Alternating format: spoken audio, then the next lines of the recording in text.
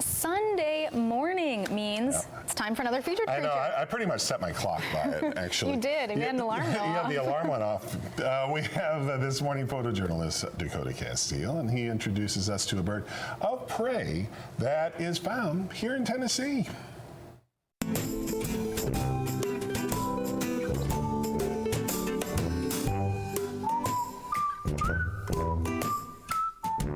This week's featured creature has a unique way of capturing sound. This bird of prey uses the shape of its face to direct sound towards its ears. This is our barn owl, B-A-R-N, and they're called barn owls because they like barns. That would be a typical habitat for them. They also like old abandoned structures, and they will be up high in trees as well, but they prefer the abandoned buildings. What brings this barn owl to reflection writing, and is her situation something that could have been prevented? This is Dark Face, and she's here with us because she is a partial amputee. She's been hit by a car. It's a very common occurrence with raptors. We call it the apple core theory.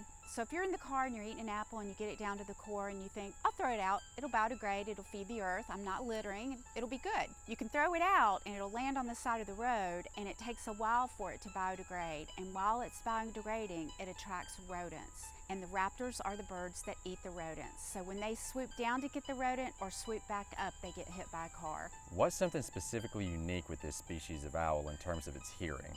One of the most unique features to the barn owl is this awesome facial disc. You can see how the feathers are actually very different to form that facial disc. Some people call them the heart-faced owl because the facial disc is heart-shaped.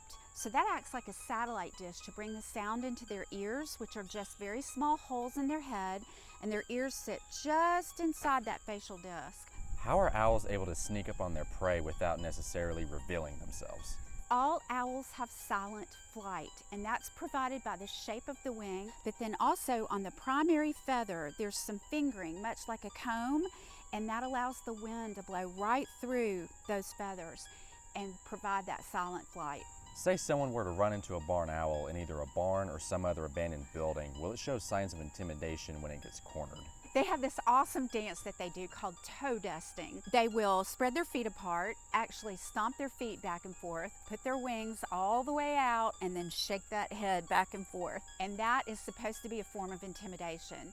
You have to think about where you might see this bird. These birds don't hoot, they actually scream. They sound like a woman screaming. So if you're in a barn at night and this big white something is in the top of the rafters, rocking its head back and forth and screaming at you, you might think it's a ghost. So they also have the nickname the ghost owl. Female barn owls usually lay between 4 to 7 eggs in a clutch. The young that hatch are called owlets in owl terms. For this week's featured creature, I'm Dakota Casteel. It's always good to see Safari Dakota. Safari Dakota with his hat and everything on. Yes, that's his feature. He's created that, and I'm just very proud of him. I give him a little bit of a jab here, but I'm really just kidding because I'm just so proud of him. He just, that was his deal. And we have to give him props, especially for this one. We were talking earlier. Right. We were a little bit scared of this owl. Yes, I was. And then the newsroom, they were saying, "Are we supposed to say they're dangerous or something?" I was like, "Well, not really," but you don't want to mess with them. No, you don't. They'll start screaming, and then that's it for you. Perfect. Well, thank you so much, Dakota.